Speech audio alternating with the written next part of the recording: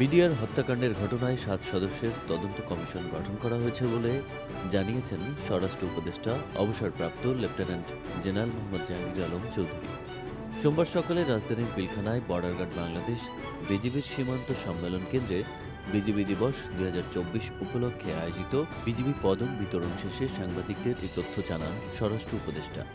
জাহাঙ্গীর আলম বলেন, পিলখানায় ২০০৯ সালের ২৫শে ফেব্রুয়ারি সংঘটিত বিডিআর বিদ্রোহের ঘটনা তদন্তে গঠিত কমিশনকে অনুমোদন দিয়েছে প্রধান উপদেষ্টা।